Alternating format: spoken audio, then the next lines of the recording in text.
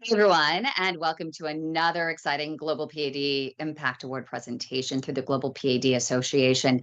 Today, I'm honored to introduce our Global P.A.D. Research Team of the Year, an award that celebrates collaborative excellence in advancing our understanding and treatment of peripheral artery disease, or PAD, that poor circulation in mainly the legs, which is a disease more prevalent and deadlier than most cancers combined. Research is the foundation of progress in medicine, particularly in PAD. It's how we learn, it's how we improve, and ultimately how we save more lives and more limbs.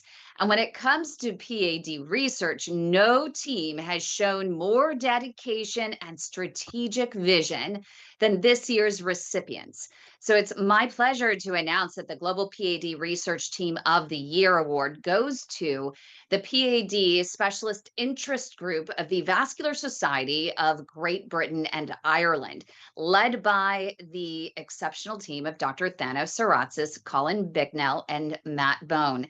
This committee has truly transformed how PAD research is coordinated across the entire United Kingdom and Ireland. But what makes their work truly remarkable is their strategic approach. They've identified critical knowledge gaps in PAD care and just mobilized resources to address the most pressing questions facing clinicians and patients. Through their leadership, they've facilitated groundbreaking studies examining intervention effectiveness, disease progression, and quality of life improvements for PAD patients. Most importantly, they ensure research dollars go directly towards the studies with the greatest potential to improve real world outcomes for people living with PAD. Now, in a moment, we're going to speak with a couple of members of this outstanding committee to learn more about their work and vision for the future of PAD research. But just join me in congratulating overall PAD Specialist Interest Group of the Vascular Society of Great Britain and Ireland, our Global PAD Research Team of the Year, and a very warm welcome and congratulations to Dr. Bown and Dr. Saratzis. Thank you so much for all you do to help save life and limb and help create the change that we all want to see in PAD. Thank you. Thank you very much for the award. Welcome. So why don't we start with each one of you? We'll start with Dr. Bown. Let's talk about this organization, how it was formed, and how PAD became such a real focus, an intense focus with so many studies that are just popping up across the region. Yes, thanks very much. So I'm the chair of the research committee of an organisation called the Vascular Society of Great Britain and Ireland, and that is predominantly a organisation for professionals. Most vascular surgeons in the UK and Ireland are members, but we have an important function to actually promote and deliver research for the population that we serve.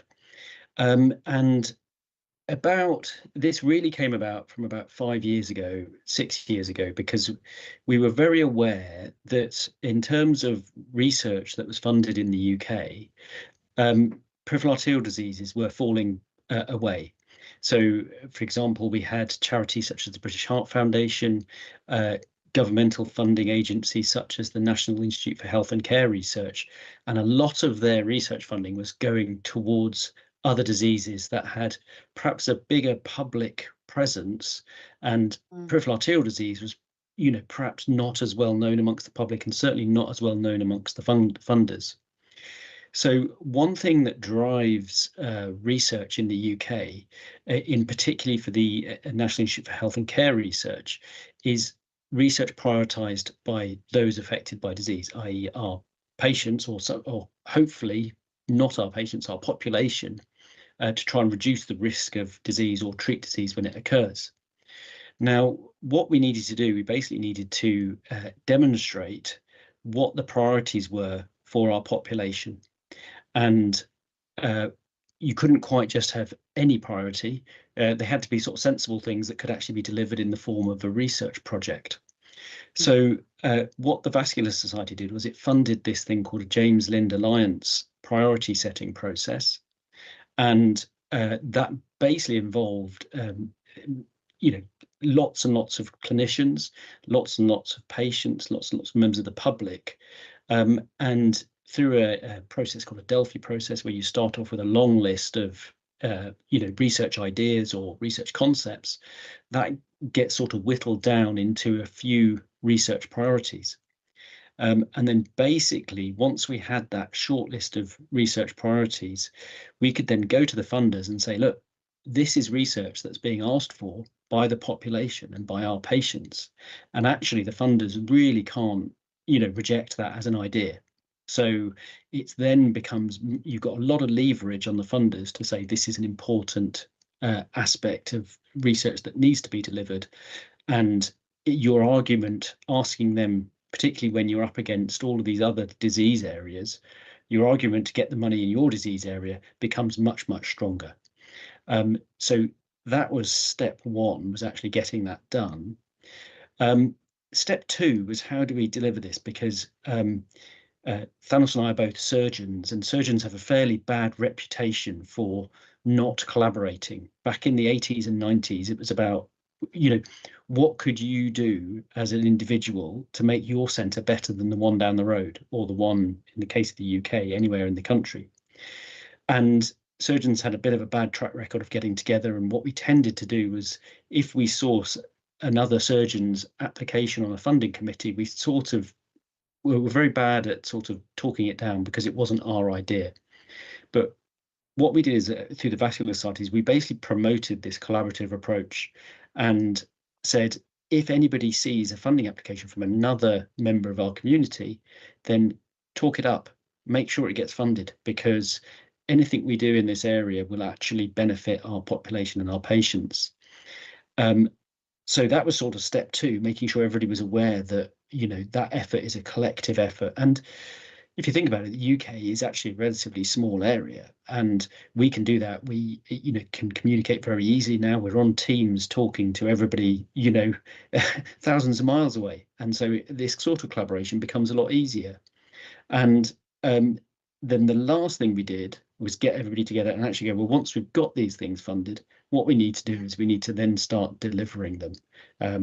And I think that work is, that third part, that work is started, but that's really where our focus is going forward. So we've managed to develop the priorities, we've managed to convince each other how to work together, and then the next step is really putting things together and actually delivering things. And through this process, largely thanks to people like Thanos, I'm in the privileged position of being in charge of this committee, but it's a collaborative effort amongst a committee of a lot of people. People have been putting in, doing the hard work into the early hours of the morning, writing grants and getting funding. And through that, we now have about 12 research trials running.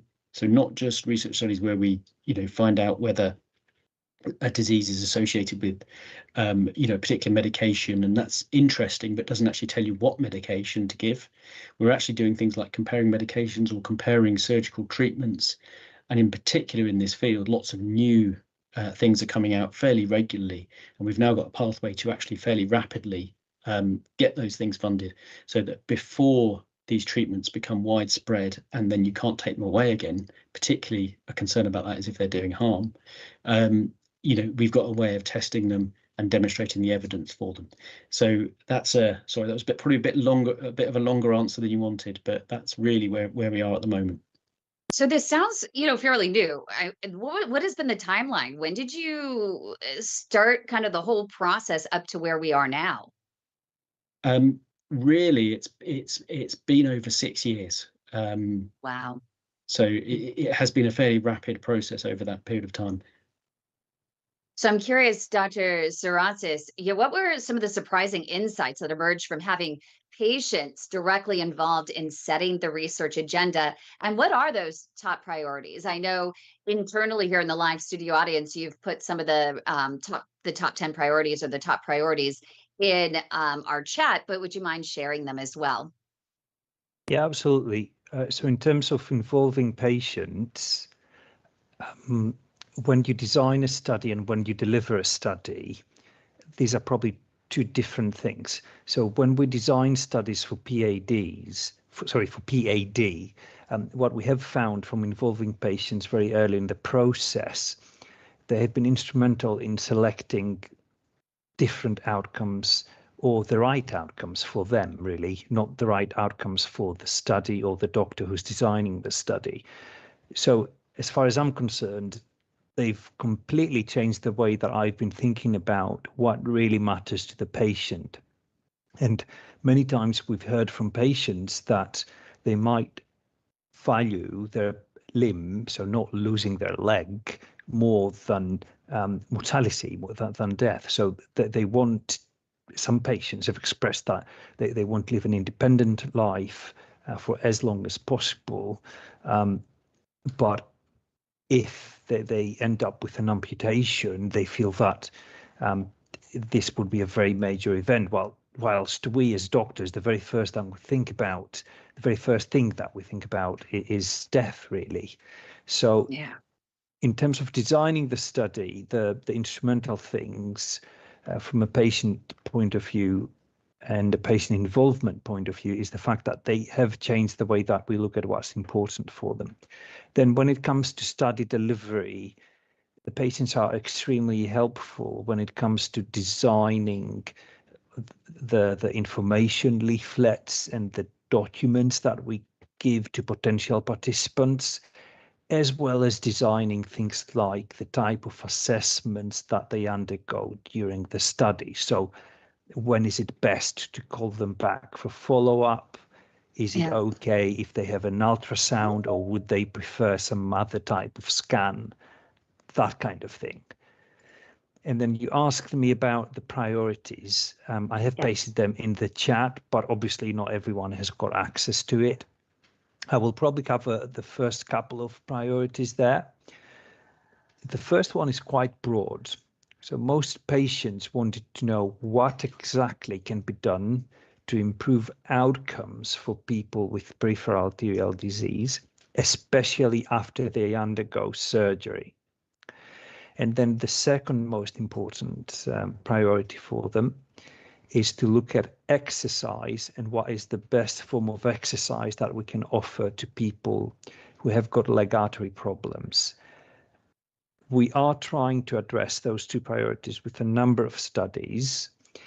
And if I can spend 5 seconds on some of the other priorities, most of the other things relate to things like diagnosing the P.A.D. earlier, and then coming up with newer medications or new devices in order to treat their P.A.D. But I would say the two most important: how do we improve outcomes, especially after surgery, and what is the best type of exercise for this patient group? I especially love the idea of the post-procedure, because so many of the patients, across the globe, they report being discharged after they've had the procedure. The doctor says, I fixed your arteries. Now just go home and walk and take your medication and control your A1C and just don't smoke, and you're good to go. And what I love is, recently we had a conversation, Dr. Saratzis, on exactly, that type of research you're focusing on. What are the post-procedure protocols?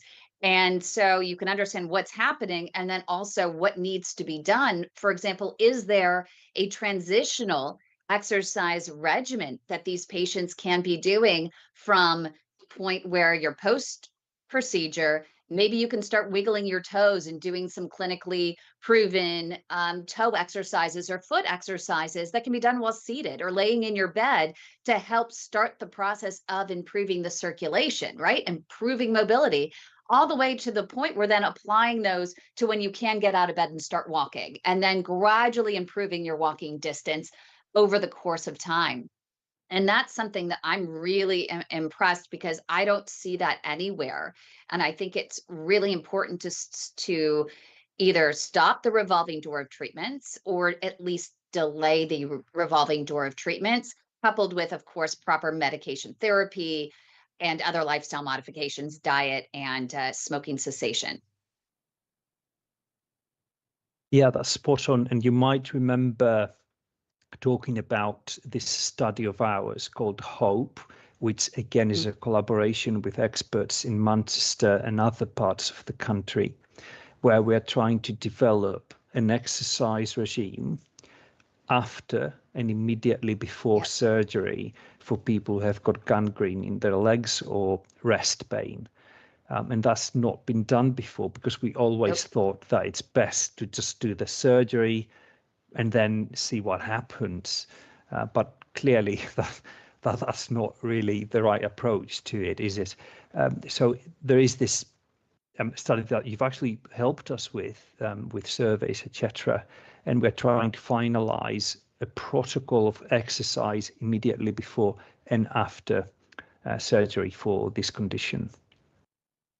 Yeah, we talk to our patients every day. We have a weekly podcast called Collateral Nation in partnership with a world triathlete at 82 years old, who's also a pathologist, FRCPath, I guess it is, out of the UK.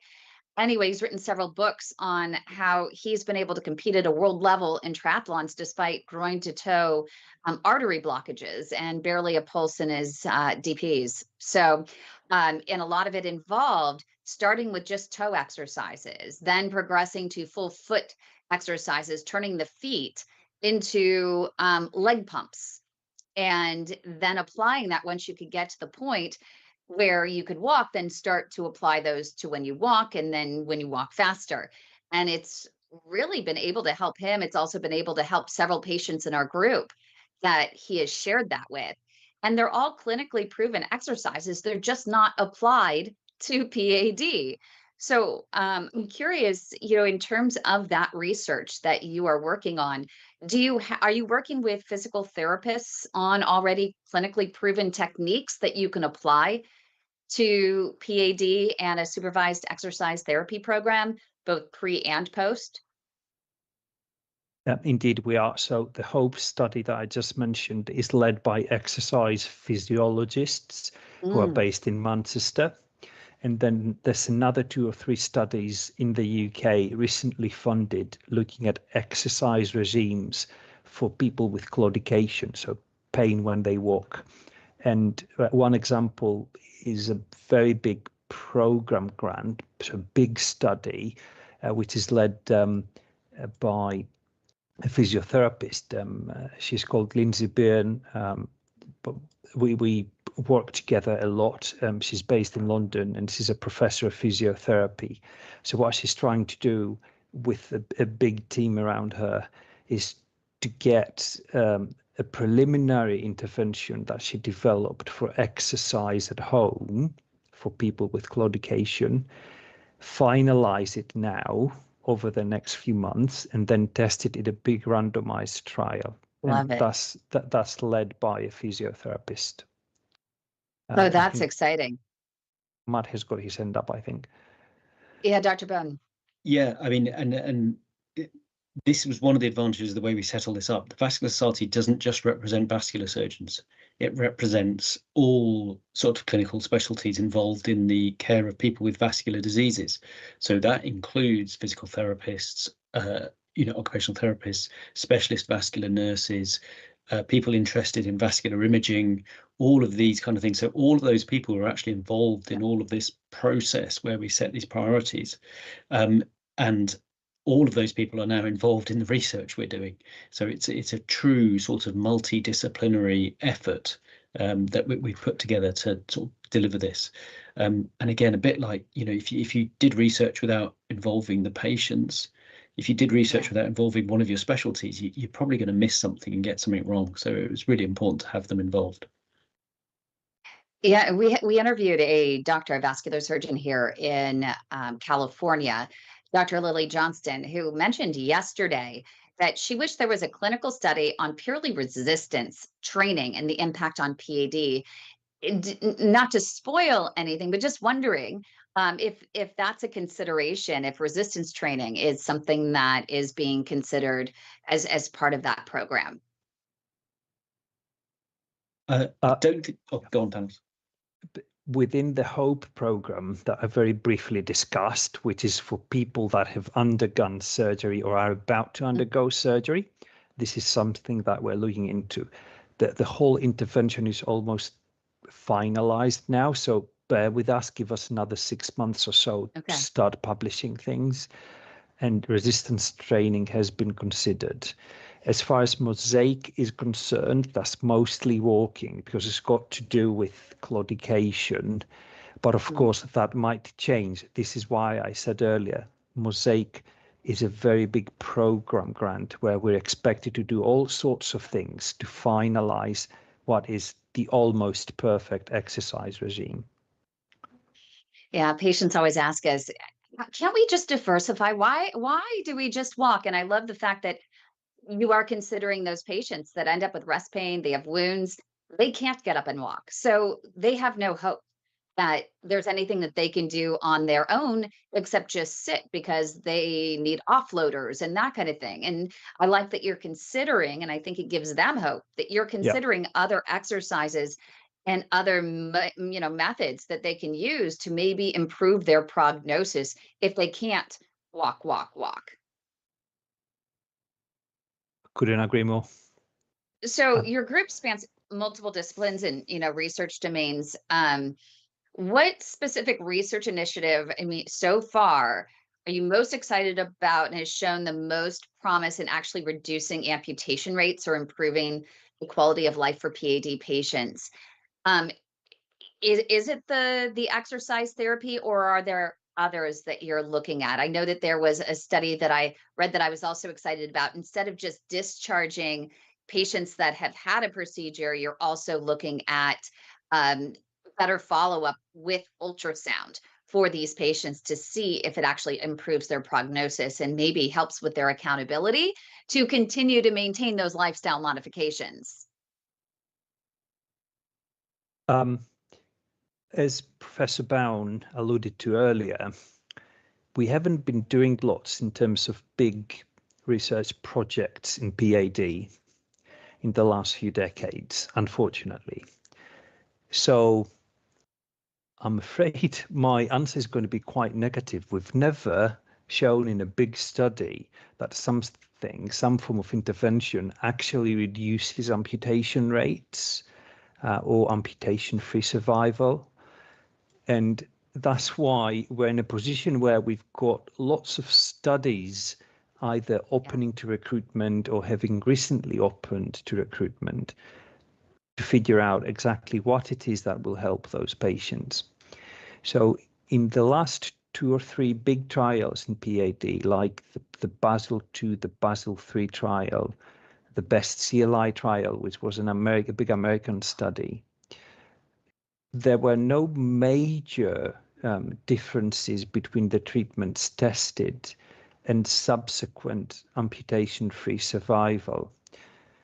And this is probably why we're now moving from just comparing stent A or balloon A to stent B to other things like exercise, lifestyle advice, better medical therapy, because we think that this is where we might indeed improve things in terms of preventing amputations and preventing death. But bear with us, we're at a very embryonic stage when it comes to research in PAD, because these patients, they've never had the chance to take part in big studies in the past. We always focused on other vascular diseases. I think Go ahead, Dr. Bown. Sorry, the thing that we have done is raise awareness, and that's been it's a difficult one to measure, awareness, and it's a difficult one to quantify in terms of things like limbs saved and things like that. But there has been a big effect on the way health services in the UK are delivered just through that. So one of the things that's sort of been rolled out across the UK, and this is where the Vascular Society can also do things like this, is that there's been some research in terms of if you see people quickly and treat them quickly, what happens is you improve outcomes in terms of preventing limb loss. And so things like just setting up rapid access clinics for community physicians to be able to refer to, actually, increases the speed at which we see people. So we've managed to show that you can decrease the amount of time people wait to be seen in a specialist clinic. We haven't quite managed to demonstrate that it has improved things, but on the ground, it certainly feels like it when you're a clinician treating people. You're seeing people much quicker, and you don't have those people turning up to your clinic who've perhaps waited 2 or 3 months in the system, and then they've got to the stage where you can't help them. So just that simple awareness and the ability that we've had to be able to do things like inform the NHS and tell them how to run services has really helped, actually. It's interesting here in the US, we have I think it's called the US Preventative Task Force. And, 2018, I think, was the last time I've seen any sort of ruling about or publication or decision about PAD. And they said that there are, there's not much benefit, that outweigh the risks of testing for PAD for patients who are at risk, which was really disappointing to me. And one of the things when I asked a doctor about it, he was saying that there's really no proof of these patients that if you do test and they do know that they have it or at great risk for it or the early stages of it, there's just no proof that they're actually going to do anything about it. And their reason is because they say it's the same thing with heart disease. Most people just don't, they know they have it, but they don't make the critical lifestyle modifications necessary to improve their prognosis. Most of them don't even, like, think they said that 50% of people in a cardio rehab program, an official cardio rehab program here in the United States, only 50% finish, and it's a very small number of people who actually do finish those programs continue to adhere to the lifestyle modifications that they learned through the program, and that's really disconcerting. So why test people early if they're not going to do anything about it? I personally don't agree, but I'm curious, your thoughts and your findings. Yeah, so we're actually running a piece of research to look at screening a healthy population for P.A.D. basically, and we've done some pilot studies which I can't share the results of because they're under embargo at the moment, but some of the learning I can share is around this very point of how do you get people to maintain those positive behavioral changes once you've told them that they've got a condition. Yeah. And it really comes down to a bit of, it's just constant nudging and a bit of nagging and things like that. So the way that we think that probably needs to be done is not relying on somebody. We tend to do this in secondary care medicine in the UK. We tend to diagnose something and then we write a letter to the primary care physicians in the community and say, please do this. But of course that person only has one interaction with their GP. And then, like you say, the sustainability of that is not very good. So what we're actually setting up is a system whereby what we'll do is we'll actually have, now that it's quite an expensive thing to do, so you can only really do it infrequently, but once a year, basically we'll nudge people because this is a long-term thing and you're going to have to keep doing this over a long period of time. So that's why we kind of settled on a year, because that's literally just a friendly phone call once a year to go, are you still taking your statin? Are you still walking? All of these kind of things. And we think that's the way we'll do it. We're just waiting to hear at the moment whether we'll be able to proceed with the full trial of Peripheral arterial disease screening, because as you say, the Preventive Services Task Force doesn't have any evidence upon which to base a recommendation, so they can't make a recommendation for screening. And it's the same in the UK. We don't have any evidence upon which to base a recommendation, and so in the absence of evidence, you can't recommend screening. It's a massively expensive thing to screen people. So yeah, there is work going on in that area, and something we're actively pursuing. That could be something that we could partner through the Global PAD Association with you guys, because We are constantly following up with patients and following up with patients and following up. And we have a strategic method in which we do that and how the conversation goes, and involving them in community where they can also get peer support really helps with the motivation.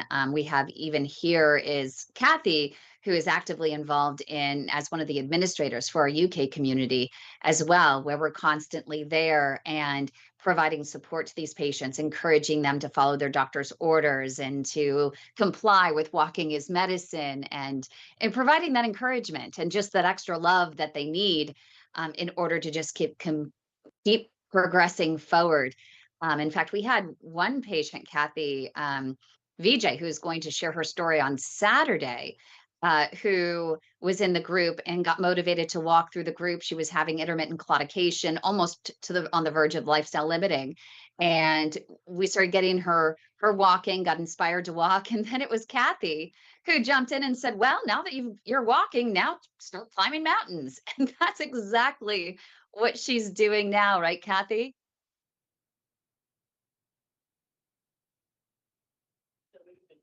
Yeah, she is. Yeah, some of the mountains behind me in the photograph. She was impressed me by going up Cairngorm. I mean, this is someone with a severe blockage in her leg who gave up smoking in the day of diagnosis. She is an academic, which would be helpful. She was very compliant with everything, and I think that's a frustration for patients who are doing the right thing as soon as they understand the problem. They're doing the right thing, but they're just kind of doing it as best they can.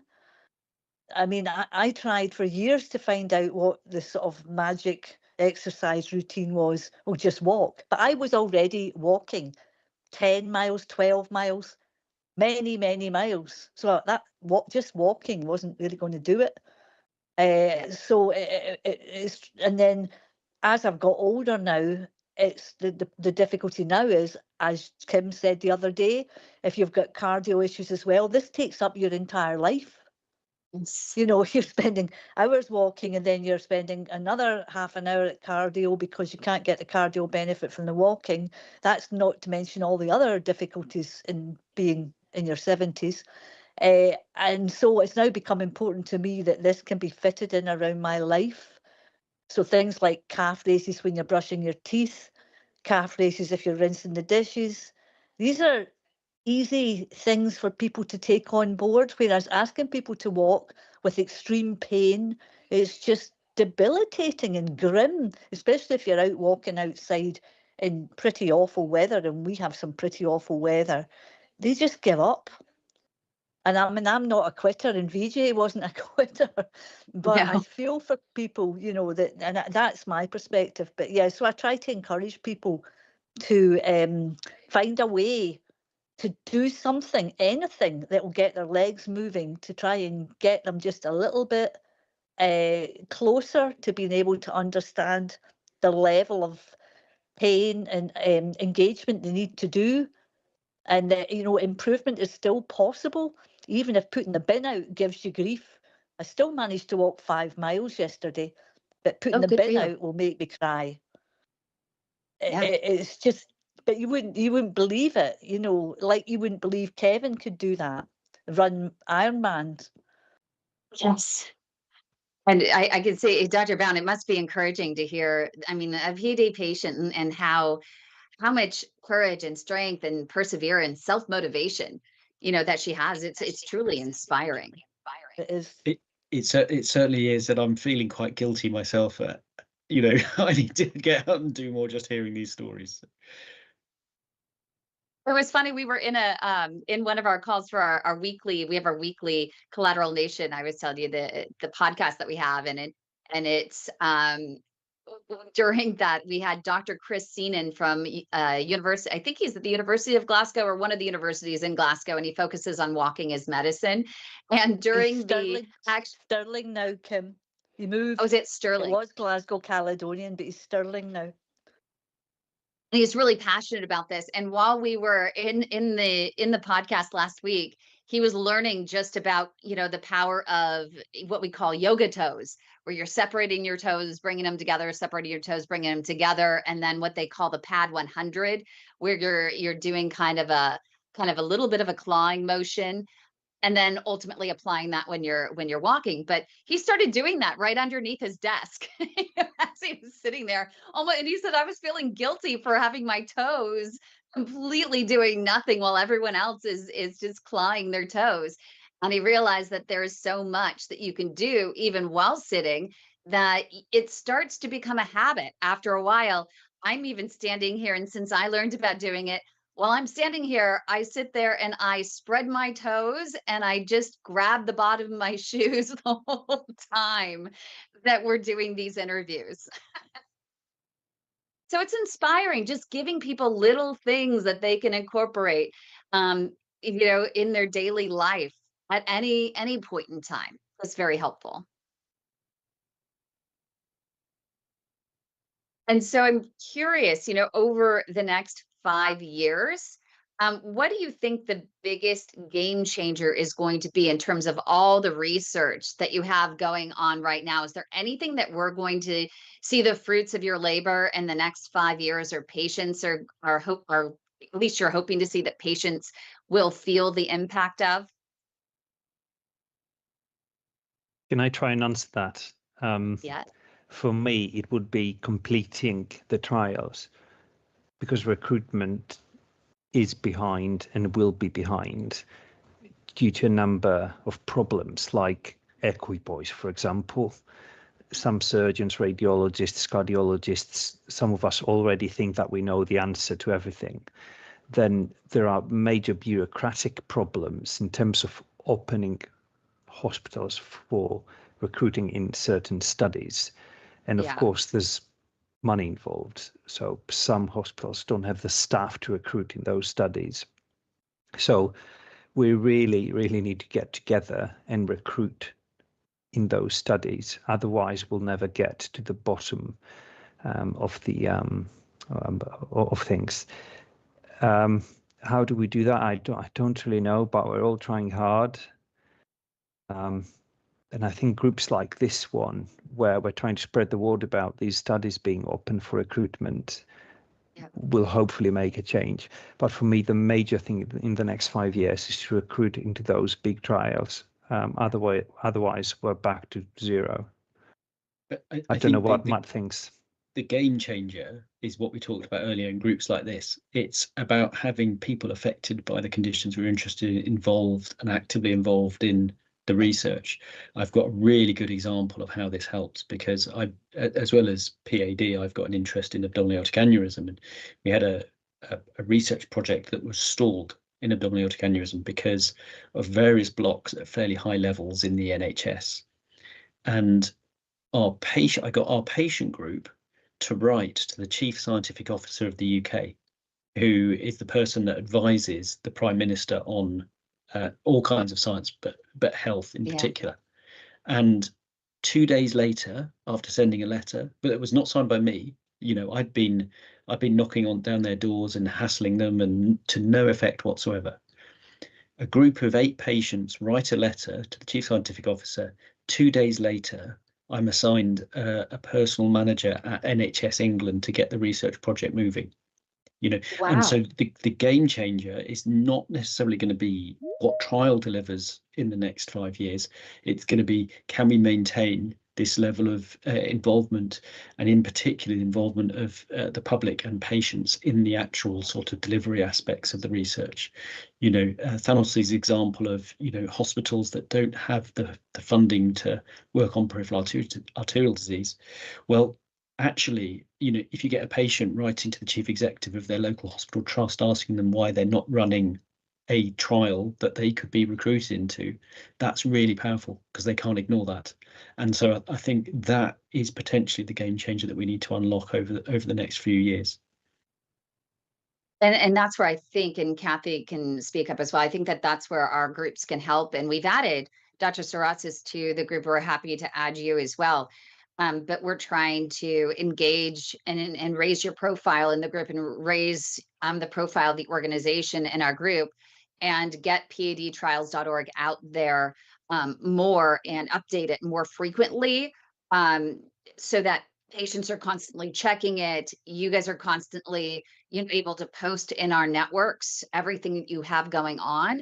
It's a great source because this is where the patients are going. There's no other central source for patients with PAD, and having you in there can also help make sure that we do maintain a proper line for engaging, in patients engaging with one another. And it also helps for you to understand what the experience is of the patients. For example, I was able to tag Dr. Saratzis in a post that was there going, hey, I mean, this is what the patients are experiencing, the inequities in care, where one patient is being told, well, amputation's your only option, not doing anything for you, not even going to try, versus another hospital in London or Leicester that is willing, or Manchester that is willing to try. And patients don't know how to go about getting the second opinion, why this is happening, what rights do they have to fight this. Everyone's pretty much intimidated by the entire system. And so it's really helpful to have you guys involved and be able to help, guide us and just be involved. Can I just add, Kim? Yes. I'm very happy to promote all the clinical trials because I was involved as a representative on an advisory group with a clinical trial working with Dr. Christine, as Kim was talking about. The thing that was a real eye-opener to me was the number of studies that had been done involving claudication and whether or not walking improved it, that I was unaware of, that had been going on for years, Yeah. literally thousands of them.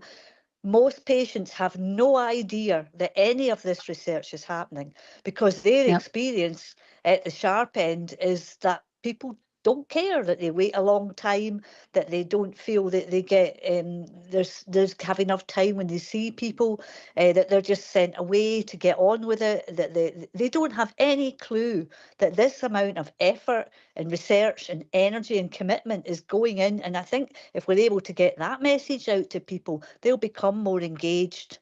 There's quite a lot of people who like to say this just isn't good enough, but they don't understand the mechanism, or they're not able to get involved. We attended, a few members on this group attended a very good seminar this week organised by people called Legs Matter. I suppose you're familiar with it.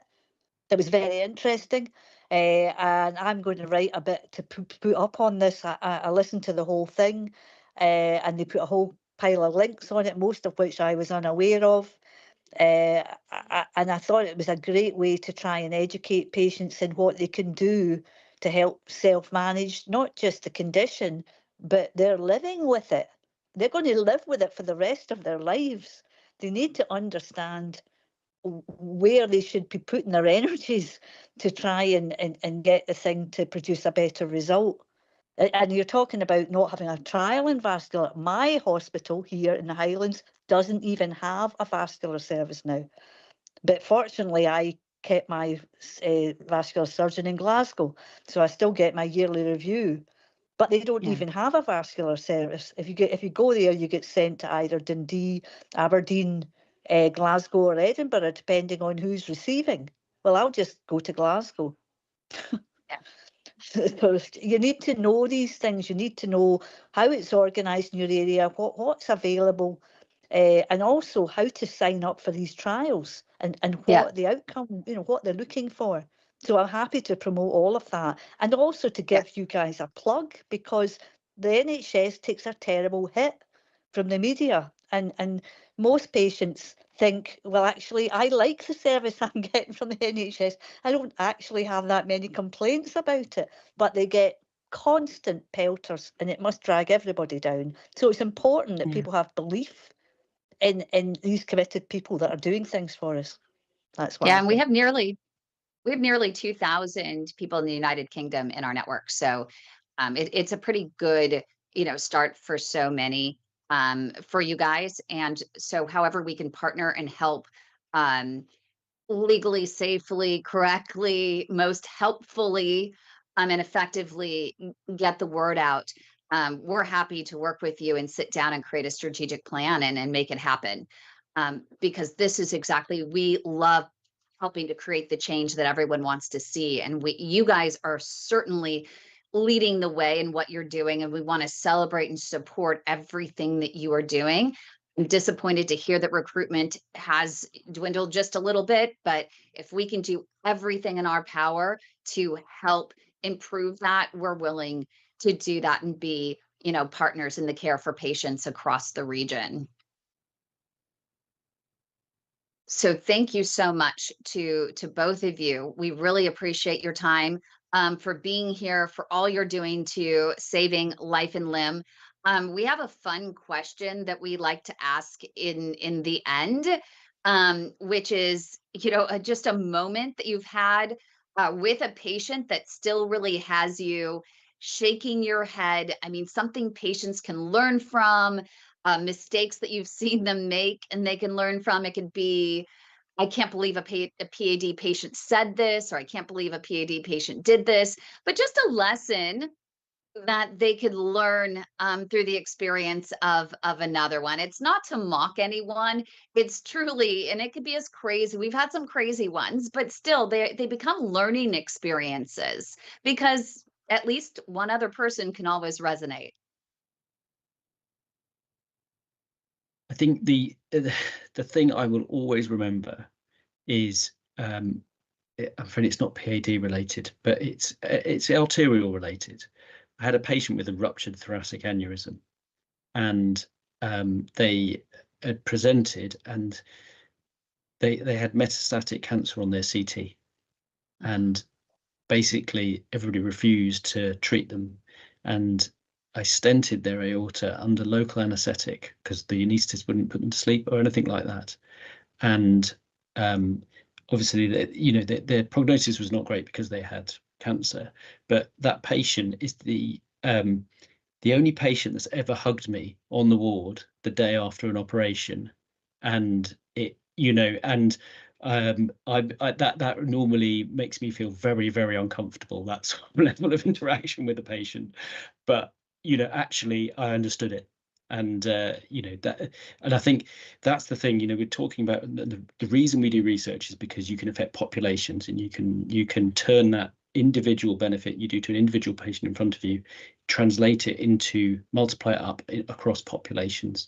But you've still got to remember, at the end of the day, each of these things we do have an effect on individual patients, and that's what it's all about. So that's why that sticks in my memory. It's not a funny one particularly, but it's a real one that I remember. It was powerful. How about you, Dr. Saratzis? A patient referred to me with claudication, so pain when walking, wouldn't get better just by walking, did all the right things, lost weight, etc. And no one would agree to perform surgery to open an artery in their thigh. After a couple of years of considering it, in the end, we did proceed with a procedure to open up that artery. Got a bit better, could walk a bit farther. But then their partner decided to build a private tennis court for them somewhere in Leicestershire. They were quite an affluent couple, let me put it that way. And then after 6 months, they're virtually completely pain-free after just playing tennis every day. So, yeah, I think it reiterates the importance of daily exercise. But I don't think everyone can afford to build a private tennis court, right? No, but that's, it again just drives home the point of daily exercise. Whatever you can do is absolutely important. Yeah. And so finally, just for those patients that are here, that are in the UK, that are excited to get involved in research, they should go to padtrials.org. But and we'll continue to update it with everything that you guys can give us. But also, how do they have the conversation with their own doctor, especially the primary care, the general practitioners, because a lot of these patients can't even get in to see a vascular for a very long period of time, and or they were told their symptoms aren't bad enough to see a vascular, or they're told that they've been discharged from vascular post-procedure because they've done their thing. So it's really, for a lot of these patients, talking to the general practitioner and trying to get involved in these studies. So what does that conversation look like for them? Tomorrow we've got a national meeting to create a set of documents and infographics for primary care doctors and other healthcare professionals, so that they can get a better idea of how to refer people with PAD. So we're going to finalize that before Christmas. And the other thing, you can go online, both on your website, but there's Vascular Research UK, which is led by the Vascular Society, and you've got details for studies there with emails that get you through to the right person in each study. Perfect. Well, thank you so much to the two of you, our Global PAD Research Team of the Year, the PAD Specialist Interest Group of the Vascular Society of Great Britain and Ireland. Congratulations, Dr. Thanos Saratzis, Colin Bicknell, who's not here, and also Matt Bown. I mispronounced your name earlier. I apologize. This committee is truly transforming how PAD research is coordinated across the UK and Ireland, and certainly setting a precedent across the globe. Congratulations. Thank you for all you are doing to save life and limb. And we look forward to hearing updates as we move forward in all of the research. Thank you very much. Definitely. Thank you very much. Bye-bye, everyone.